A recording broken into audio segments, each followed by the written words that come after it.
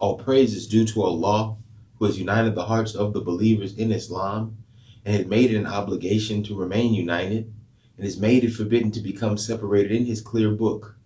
I bear witness that there is nothing worthy of worship except Allah, who guides to the straight path whom he wills.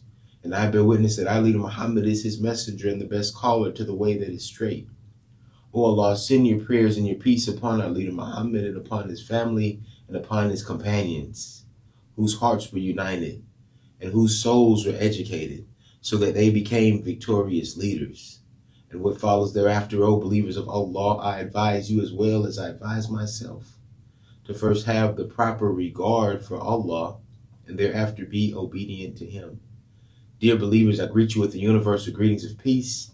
Assalamu alaikum, which means peace be with you. The Rabbi, or the statement in the Quran that begins with, "Oh my Lord," that we are looking at today, it says, "Oh my Lord, I seek refuge with you from the temptation of the evil ones." I seek refuge with you from the temptation of the evil ones. And so as we go through this verse, so we go through this statement, it begins first by acknowledging, "Oh my Lord."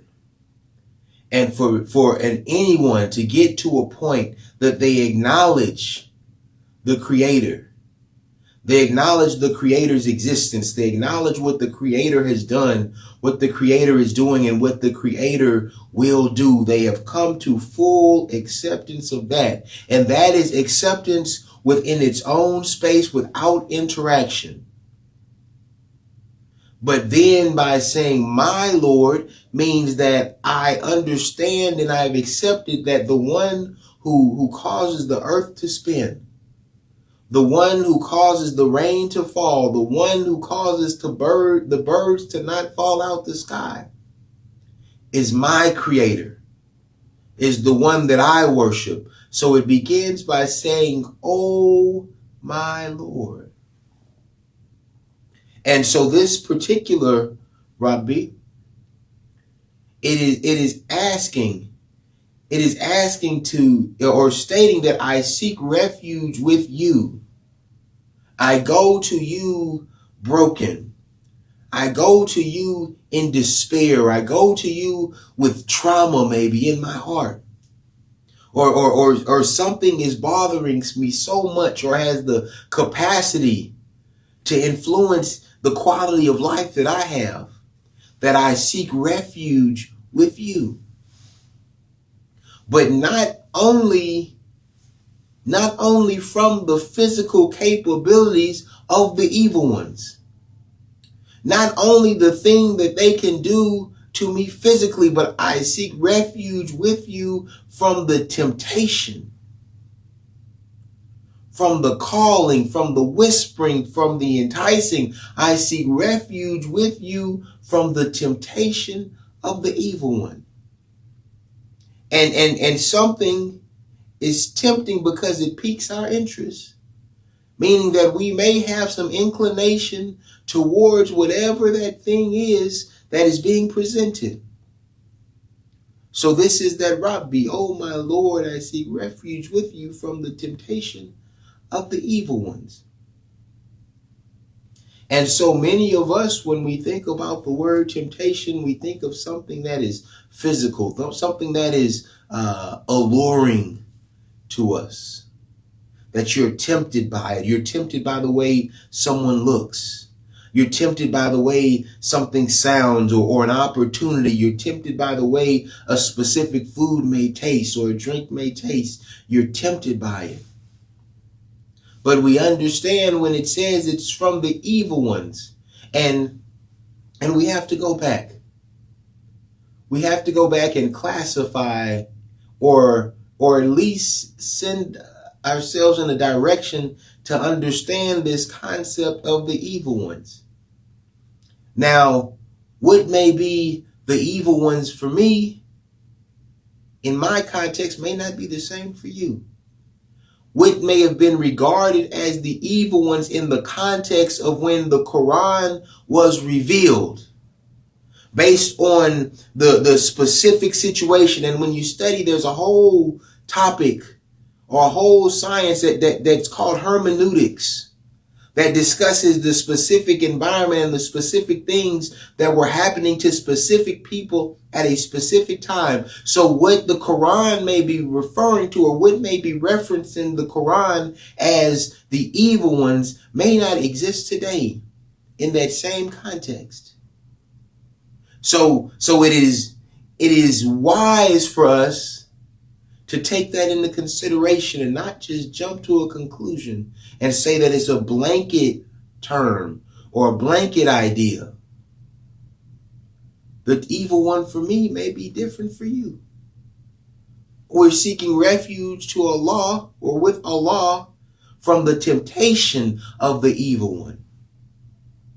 And why or how it has become evil to us, maybe only Allah knows. So now that we've cleared that up, so here it is. This Rabbi is telling you, or it is a statement that says that I want to get away from the temptation. I don't even want to be near it. I don't even want to be influenced by it. Doesn't mean that it doesn't exist. Doesn't mean that it's not right in front of my face. It doesn't mean that it's not within arm's reach. But it's saying, oh my Lord, I recognize that you are my creator. I recognize that you have sovereignty over everything. You are the decider of my life in this life and the next. And those things that are put in front of me by those who have no regard for my well-being in this life or the next, those who may seek to be a barrier to my salvation, or a barrier to my fully expressing myself religiously as you desire, I turn to you. I come to you and I seek refuge. I ask for your help. I ask for your protection. Not just from them, not just from their physical capabilities, but from the temptation that they present. And that temptation may be just to respond to comments on the internet. That temptation may just be to get angry. أقول قول استغفر لي ولكم والحمد لله رب العالمين.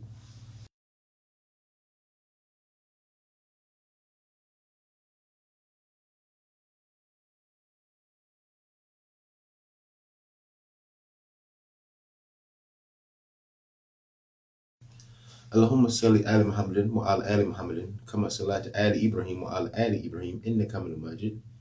اللهم بارك على محمد وعلى آل محمد كما باركت على إبراهيم وعلى آل إبراهيم إنك حميد مجيد. Oh my Lord, I seek refuge with you from the temptation of the evil ones. And so if we, sometimes when maybe not so much us as Muslims, but others hear things from the Quran, it automatically brings up or stirs up a feeling. But sometimes when we engage in the books, for Muslims, we're supposed to believe in the books. And so we may look at something and say, hey, this is beneficial for me.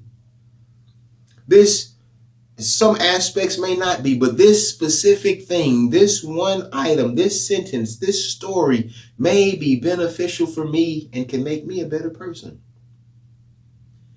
And so as we engage and we hear things, or we see these verses, or we see these statements that may exist within the book or within the people of the book, we have to use our intelligent mind and say that maybe God left this thing as it was for me to gain something from it. And he knew that whatever that specific thing was, regardless of the vessel that it came in, regardless of the language that it came in, it withstood whatever the test of time was to get to me, to benefit me. And so it doesn't matter. It doesn't necessarily mean that if I'm Muslim, this only applies or this is only beneficial to me.